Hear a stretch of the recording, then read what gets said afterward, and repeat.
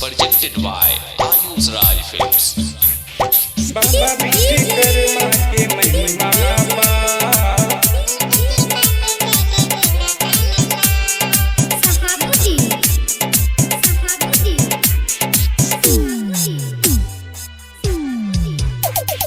बाबा विश्वकर्मा के महिमा पा उनकी कृपा से चले पूरा संसार। बाबा का हाथ हो जो सर पे तेरे, जिंदगी में आ जाए तेरे बहार। बाबा विश्वकर्मा के महिमा पा उनकी कृपा से चले पूरा संसार। बाबा का हाथ हो जो सर पे तेरे, जिंदगी में आ जाए तेरे बहार। बाबा विश्वकर्मा के महिमा पार उनकी कृपा से चले पूरा संसार। जय हो जय हो जय हो जय हो बाबा विश्वकर्मा के महिमा पार।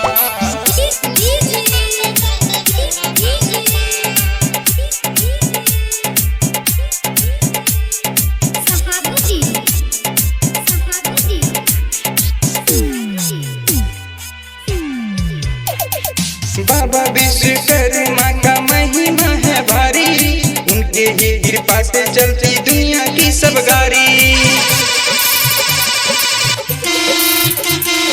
बाबा विश्वकर्मा का महिमा है भारी, उनके ही कृपा से चलती दुनिया की सब गाड़ी। बाबा ने किए हैं कई आविष्कार, उनकी कृपा से चले पूरा संसार।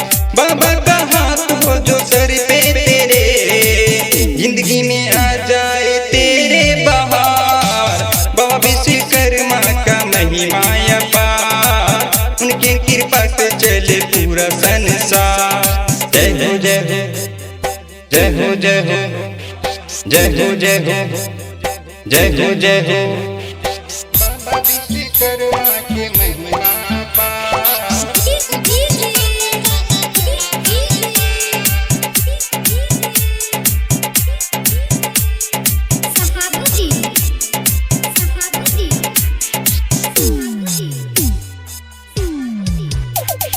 एक बार बाबा भोला विश्वकर्मा को बुलाए, भोले की आज्ञा पाकर सोने का महल बनाए।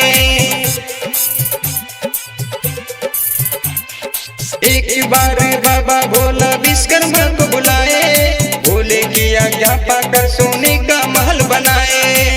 बाबा ने किए हैं कई चमत्कार, उनकी कृपा से चले पूरा संसार। बाबा का हाथ हो जो सर पे तेरे, जिंदगी में आ जाए तेरे बहार। बाबा विश्वकर्मा का महिमा पार उनकी कृपा से चले पूरा संसार। जय हो जय हो जय हो जय हो जय हो जय हो बाबा विश्वकर्मा के महिमा पार।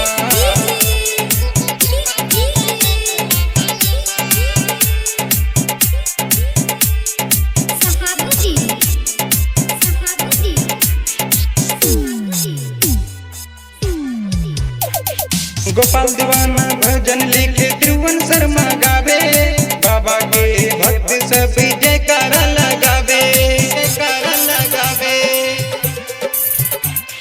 गोपाल दीवाना भजन लिखे त्रिभुवन शर्मा गावे, बाबा के भक्त सब जयकारा लगावे।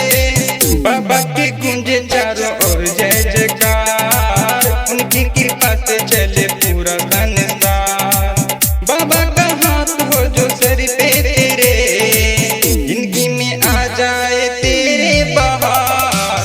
बाबा विश्वकर्मा के महिमा पार उनकी कृपा से चले पूरा संसार। जय हो जय हो जय हो जय हो जय हो जय हो जय हो जय हो।